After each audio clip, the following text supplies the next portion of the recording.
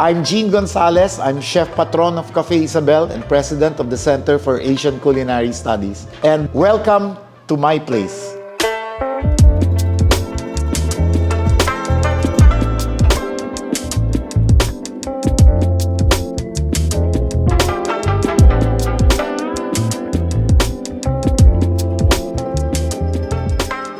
I started Cafe Isabel when I was 23 years old. I was always cooking for my friends in the bank, and I decided to pursue what I really like, which was to cook and make people happy. So at 23, I opened a small cafe in Wilson Street. I went through a very long learning curve. There weren't any real legitimate culinary schools then. I had no track record, which is why one of the rooms is named after Susan Roses, because she was such a wonderful person. She gave me a chance. She rented me out her small fruit stand that turned into Cafe Isabel. I really like meeting people, knowing what they want to eat. It was very personal. And I built Cafe Isabel on being personal. Eventually, I did train an apprentice in France. And when I came back, I was just full of ideas to improve Cafe Isabel, which I believe that the essence of a restaurant is to completely keep on updating, keep on recreating itself to submit to what people want, but still maintain its classical image. And Cafe Isabel, after 42 years, is still around. It's one of the oldest restaurants or cafes in Manila. I would keep on going abroad, studying, conferring, collaborating with other chefs. Eventually, we did put up a school because people wanted to apprentice, and there was a real long line of people who wanted to apprentice in Cafe Isabel. From a small cafe, it became very well known for innovation, for a long coffee list that predated a lot of these coffee chains. It was a place where I could put my ideas and be free and not have to worry about. I have kept just Cafe Isabel, and I have already closed the other restaurants because we changed our business model. We are now into training. We are now also into consultancy. A lot of our accounts, many of them, the big ones, are well known to Filipinos and are well patronized by Filipinos. These are our clients. But Cafe Isabel will always stay and have that small image of being a place where you can relax and being surprised when you come, because there's always an element of innovation. We did have a lot of trials. I mean, when we talk of 4 decades, we had the brownout years, we had the pandemic, which really wiped us almost out. We stuck to our guns, and we reopened Cafe Isabel with great difficulty. It's very difficult to open a dining place that still starts out their sauces from scratch, that still does their own filleting of fish, because we want to be able to give the quality that we professed 40 years ago now to our clients. You know, people say fine dining. Hindi kami fine dining place. We're just a cafe, we're just a bistro.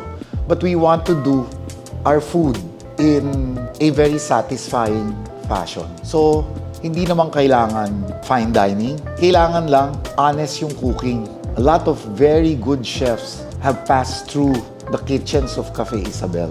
Many of them have become famous in their own right. Right now, we have Chef PJ who heads now a big kitchen and a big concern when it comes to food.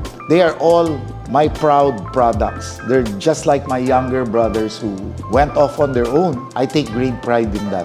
Not only in the food and how long Cafe Isabel, but how many good and competent chefs Cafe Isabel has produced. When the owners decided to sell the old Cafe Isabel lot, lumipat kami dito sa Paterno. Nakahanap kami ng 1912 din na bahay. So ginawa namin, pinag-asawa namin yung mga piyesa ng old Cafe Isabel with the new Cafe Isabel.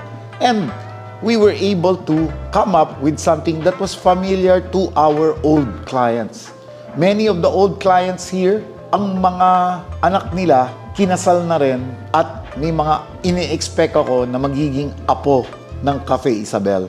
Gusto kong mag-date yung mga grandchildren nila rito. We brought the ceilings, dahan-dahan namin tinuklap yung ceilings, yung mga walls, lalo na yung Carlos Igoa, yung Angels, yung Bacchus Feast. A lot of the furniture is filled with memories. We have furniture from the Gingona house in San Juan. We have furniture from the Arnedos and the Gonzaleses. We all put this together so that people may enjoy a nostalgic atmosphere. A lot of the items in the menu are 40 plus years old and we cannot change it.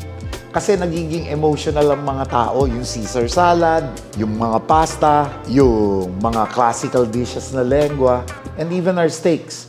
The way we do it, this is what the people grew up on, and they get very emotional if we change things. So, ginagawa namin, nagba-blackboard menu na lang kami dun sa mga bago na mga pagkain na ini-introduce namin. It's a real nostalgia trip when you come into Cafe Isabel.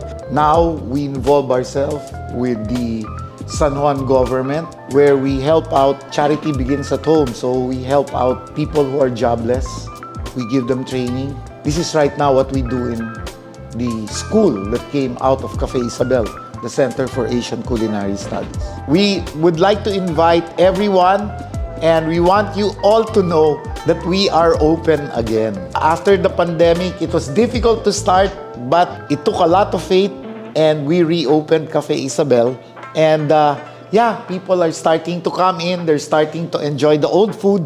And I would like to invite people to come over and study professional courses in our Center for Asian Culinary Studies, which is right beside Cafe Isabel. If you want quality culinary education, we have it and we offer it. And iniimbita po namin kayo para ma-appreciate ito. Hindi natin alam kung gaano katagal pa ito tatagal, pero we will try as much as possible to be there and give a hint of nostalgia and heritage food and the heritage atmosphere to everyone who visits. Tara na at puntahan ho niyo ako sa Cafe Isabel.